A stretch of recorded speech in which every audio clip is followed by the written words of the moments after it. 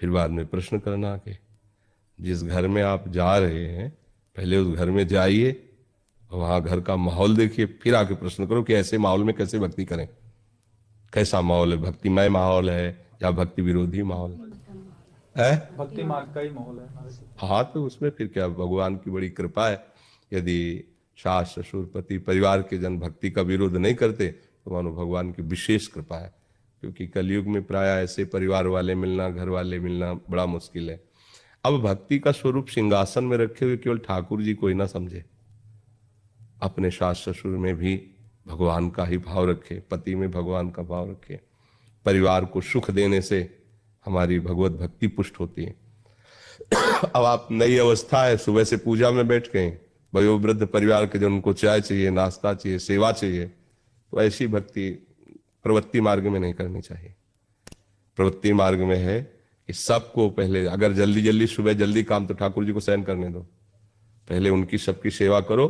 फुर्सत मिली अब ठाकुर जी को उठाया, भोग लगाया, जो भी आरती पूजा पाठ भजन किया, पहले प्रगट ठाकुर जी की सेवा है। सास ससुर पति, अब पति को नौकरी में जाना है या हल जोतने जाना है, जो भी व्यापार में जाना है, तो हमें पहले उसकी व्यवस्था करनी है और भगवत अर्पित करके उसको प्रसाद पवाना, फिर जाना। अब हमें ये नहीं कि सुबह से नहा धो करके बैठ गई और घर वाले सब देख रहे हैं कि अब बहू सेवा कब करेगी कब करेगी, बहू डांट रही कि हमारा तो भजन का समय। ये निवृत्ति मार्ग के पथिकों का संयम होता है। गृहस्थी मार्ग में सबको भगवान समझकर उनकी सेवा करने के बाद जो हमारा समय बचता है उसे हम एकांत में भजन में लगाते हैं। टीवी देखने में, इधर उधर की बातों में नहीं लगाते, वो भजन। और जब सेवा कर रहे हैं तो सब में भगवत भाव है, राधा राधा जप रहे हैं, तो वो भी तो भजन हो रहा है। सास ससुर का अपमान जो करते हैं, पति की अवहेलना करते हैं, तो वो कंठी बांधे तिलक बांधे, उससे कुछ फर्क नहीं पड़ने वाला। सब में भगवान है, उनकी भावना से। अपने माता पिता का जैसा प्यार तुम्हें मिला, ऐसा प्यार तुम अपने ससुर को दो, अपने सास को दो। वही वात्सल्य समुद्र भगवान सबके अंदर है। पर आजकल नए बच्चे, मैं तो मान लो आप भक्त हो तो प्रश्न किए हो, नहीं तो उनका पहला प्रश्न रहता है कि एक है हमारे परिचय के, तो जब ब्याह की बात हुई तो उन्होंने कहा अपने पति से, जो पति बनने वाला लड़का था, कि हमारे सामने तुम्हारे मम्मी पापा नहीं आएंगे, हमारे रूम में नहीं आएंगे, हम उनको चाय बना के नहीं देंगे, भोजन बना के नहीं देंगे, ये शर्त हो, तुमसे ब्याह करो, मैं मत करो। वो आके यहाँ रोए, तुम कम मत करो भाई। तो बोले क्या करे, पहले ही उसकी शर्त आ गई है कि ऐसा।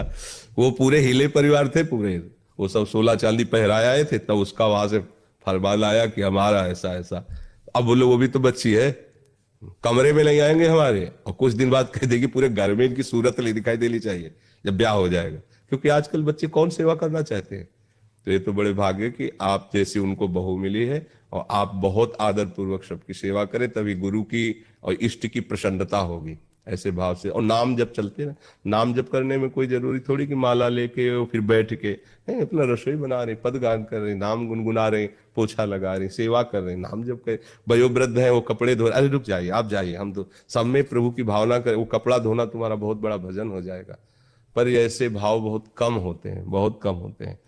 बूढ़े हो जाते हैं माता पिता तो उनको रोटी तभी मिलेगी जब लड़कवा खिलाएंगे तो दरवाजे में बैठे, अगर वो नहीं खिलाएंगे तो उनको चाय नहीं मिलेगा, भोजन नहीं मिलेगा। ऐसा मिले हैं वृद्ध लोग, बताया है कि वो तो हलवा और दूध पी करके जा रहे हैं,